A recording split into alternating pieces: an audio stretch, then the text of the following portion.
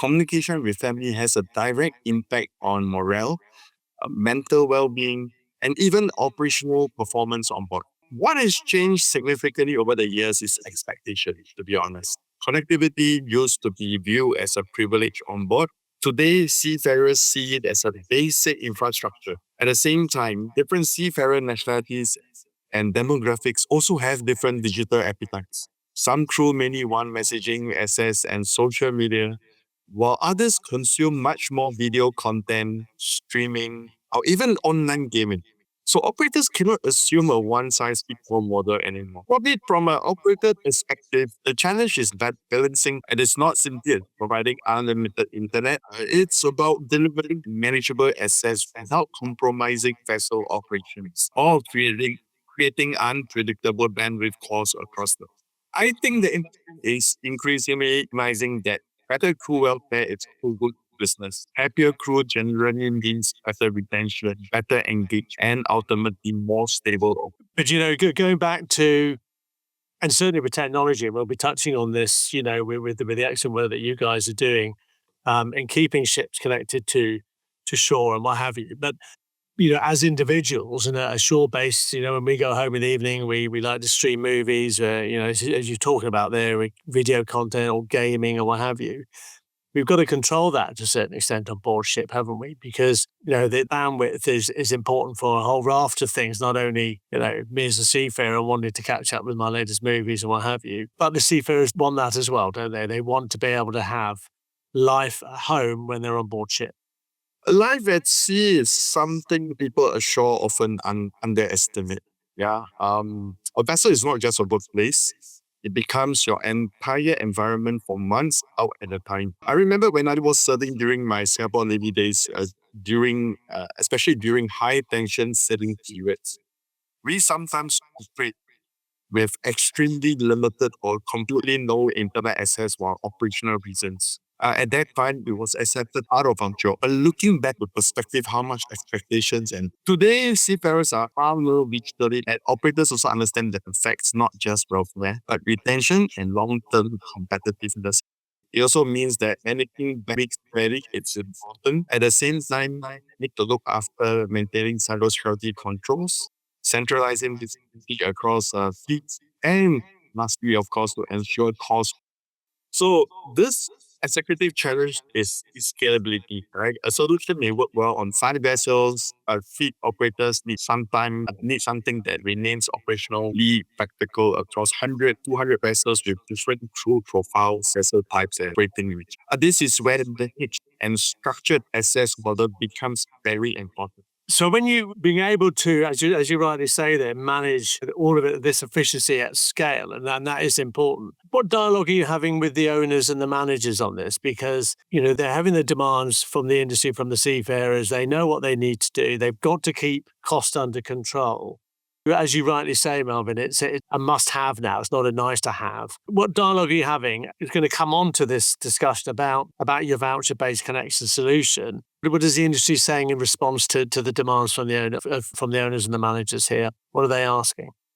Well, we've talked to many owners. Yeah, we've met them, and a lot of them come from different countries, different operating style as a business. But generally now, after the MLC requirements to give, that means it's mandatory as of last year, December, that all crew needs to have basic internet. It says basic, right? Which means now having Starlink, because of the way Starlink is being consumed and introduced into the vessel, that you can enjoy a fast speed internet on the vessel, similar to home. But the crucial thing is the ship owner keep providing unlimited bandwidth. Cost is a big factor. Like we cannot allow the crew to just keep using internet without any control. So the idea behind this voucher-based solution is actually it gives operator a structured and scalable way to manage crew internet access on board while maintaining visibility and operational control. So instead of providing uncontrolled access to the entire network, operators now can allocate internet access through a voucher based on data allowance, usage duration, or user profile. Crew can then connect using their personal devices in a simple and transparent way. From a management perspective, this creates several advantages. Firstly, It improves fairness on board. Assets can be distributed more consistently across crew. Second, it gives operator much better cost. It simplifies deployment across costs. The framework can be standardized while still allowing depending on vessel type and operational risk. So ultimately, it's not only about connectivity, it's about connectivity operationally sustainable. Talk to me also a little bit about the actual centralized, the sort of management portal as well. How does it actually work, Melvin, on that? Because as you say, you've got that, your management portal, you've got a good captive portal, you've got technical ecosystem there, you've got a 24/7 support as well, haven't you? All the way through.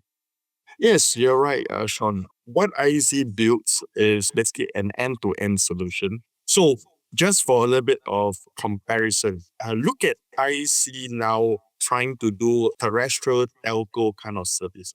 Today, you go to a telco, you are given a phone, you pay for a subscription. And when you travel, when you use it on land, when you use it in other country, you always have a portal to make sure that your usage is controlled. The subscription does not burst its limit, right? We do that at a FIFO, which is a show-based IT manager.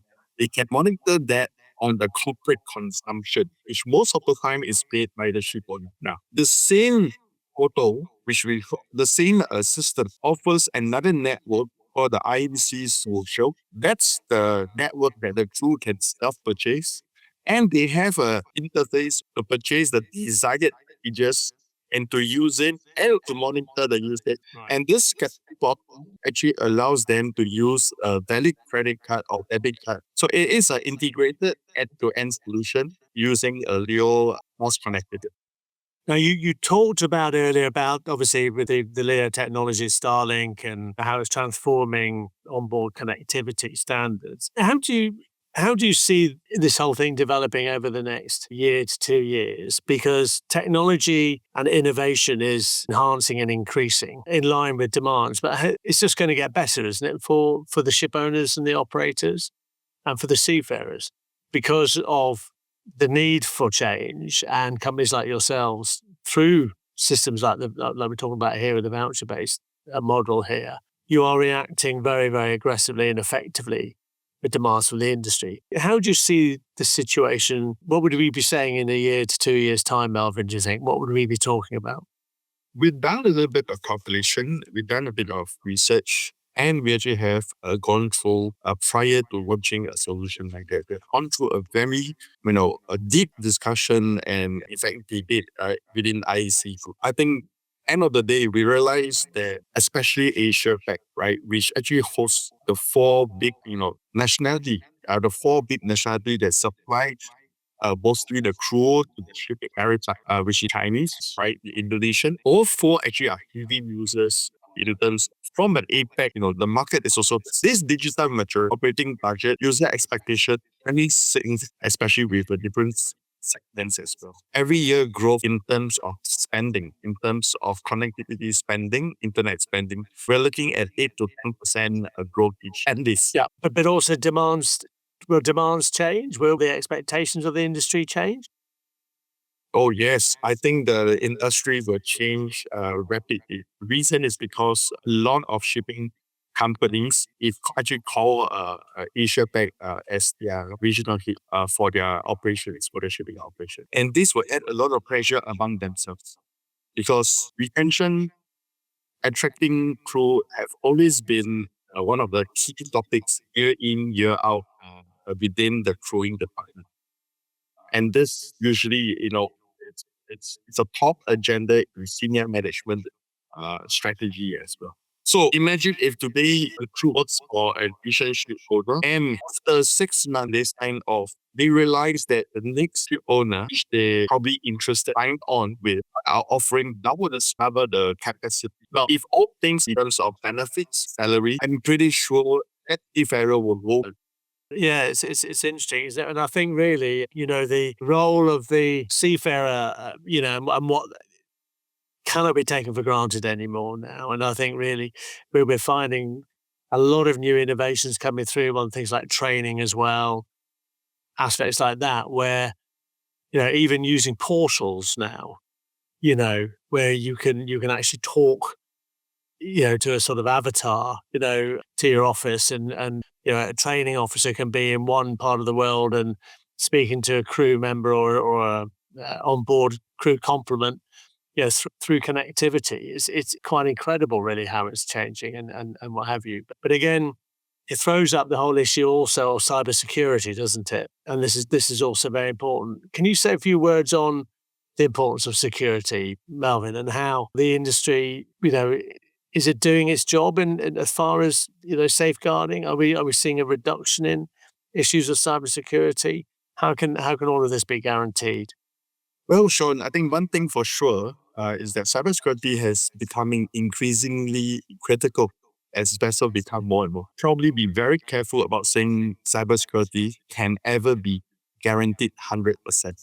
The reality is that every additional connection point increases that potential attack on the surface. Now, what operator can do is significantly reduce risk through proper architecture, governance, and monitoring. Right. The first priority everybody should know is network segregation. Operational systems and true welfare traffic should be properly separated. Now, second is really the access control activity. Operators need to understand who is accessing the network, what devices are selected, and how bandwidth is being bolstered is actually continuous management. Cybersecurity it requires ongoing monitoring and policy management. So as a whole, to summarize this, it really takes the human effort behind the system to have a proper, cyber secure environment on board the vessels.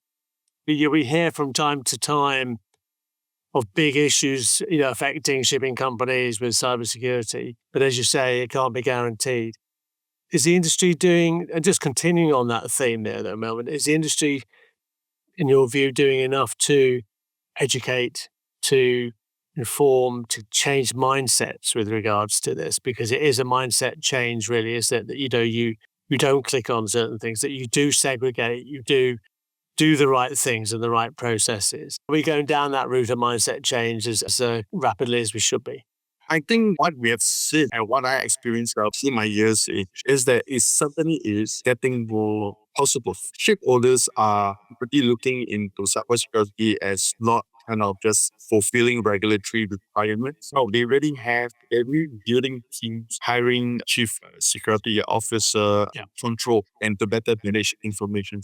Now, if they do the same habit, hire the same people, all those experts to do it on shore, naturally, the source of data that comes from the vessel, they will do something about it as well. So we have really seen a lot of owners, probably I would say 5 to 6 years back, on a different mentality. And now they are opening their purse string. They are investing in cybersecurity.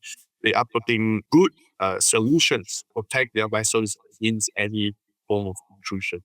So yes, I think we are moving into a very positive direction when it comes to cybersecurity. Brilliant. I want to touch finally on something that's quite important, which, and I know you've referred to it in correspondence in the past there, but on the Seafarer Happiness Index, and this is quite important, really. And I think coming back to the whole issue of crew welfare, it's a major point. How do we attract people into the industry? How do we keep them in the industry as seafarers? And are they happy? Are they getting paid enough? Or do they feel that they're being looked after? Are they being respected? All of that side of it. And this is really where a lot of the sort of products and services that companies like yourselves are putting into the marketplace is ensuring that. But talk to me a little bit about seafarer happiness and the index. How crucial is this? Because it is an indicator, isn't it, of whether the industry is doing what it should be doing as far as all of this is concerned. Yes, it's true, Sean. And it's probably for me, I have a very first-hand experience through my years of sailing with the Singapore Navy.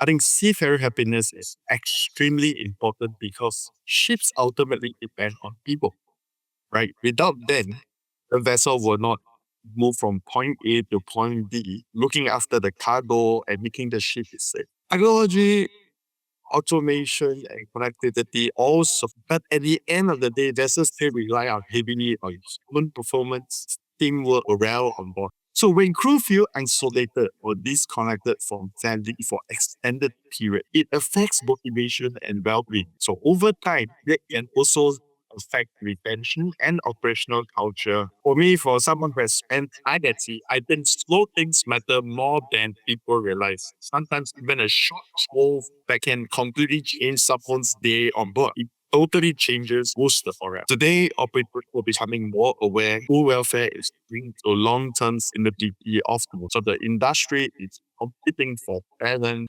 especially younger generation who have grown up fully connected.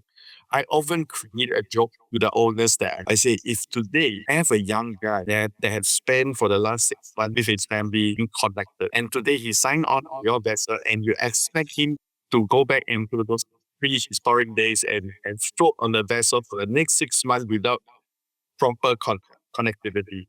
How do we make sure that this young individual will remain long in the workforce? And that will apply to many, many young generation, to the young people. And very soon we will face a crunch in sailing workforce. So I think improving productivity is not simply about keeping internet access.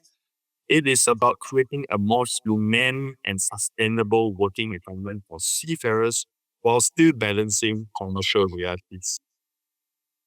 No, I think you're right there, Melvin. And I think really, it's when you look at shipping, it's as an industry, it's got so much to offer. It's not only, good career prospects. You're learning a trade, a technical trade as well. You're traveling the world, what have you. But shipping, I think, has always struggled a little bit in selling itself, as an industry, but it needs good people and it's up against a lot of competition at the moment, isn't it? With tech, IT, this type of stuff, these type of industries, I'm sure that are trying to entice the very, very talented young people into those industries rather than shipping. But shipping's got a lot to offer, hasn't it? Yes, definitely. Because every employer would want to hire smart employees. That's for sure, right? So if you get someone that you just cut him off from industry news, current affairs, or even restrict him from doing part-time degree course to advance himself and prepare for a shore-based job. Why would you want to do that as an employer? You want to make sure that you are paying value for the salary that you're getting value for the salary that you're. I'm a true believer that keeping seafarer happy is not about just simple ability of connecting. Definitely. And then just one final thing coming back onto the voucher system here, Malvin. I mean, it has been rolled out already. Can you just sort of expand a little bit more on the sort of feedback you're getting from the industry on it? Because supplying a very, very important service into the market. What's the sort of feedback you're getting from users at the moment? We have seen very, very rapid adoption over the last 1 month. Yeah. Before that, we did some pilot tests, and we have existing customer actually doing, a transition from the old system to this new IC system. And upcoming, we actually have requests from countries like Japan, Manila, Philippines, Indonesia, as well as some European ship owners, right? They actually invite us to put our system on board, do a bit 1 to 2 month kind of testing. Because I think all the use case that we share is it hit the right spot in terms of all the things that we can satisfy for that, both in terms of cost as well as control. So I think that is very encouraging for us as a company providing this solution, and we are expecting a very, very strong rollout in the next month. Oh, well, excellent. Well, just want to wish you all the best for that, and no doubt we'll maybe be running into you and your team, or certainly IEC Telecom at Posidonia as well, which is coming up. So we're looking forward to that in the next couple of weeks, Melvin. But I just wanted to say thank you very much indeed for your time today, Melvin. It's been a delight talking to you, and just to learn really what's been going on as far as IEC Telecom is concerned, and to get your views on this whole very important issue of crew welfare. Just to remind listeners that the podcast can be accessible on the SMI website, and there'll be other podcasts on there as well, and available on social media. And any comments or views that you have with regards to this podcast, please send them in, and we'll do our best to answer them. Podcast itself will also be form the basis of an article in the next issue of Ship Management International. So we look forward to again sort of hearing Melvin's comments on the issues that we talked about today. But Melvin, thank you very much indeed for your time today. It's been an absolute pleasure speaking to you. And Sean, it's my pleasure as well. And thank you very much for your time, sir. Thank you. Thank you. Thank you, Sean.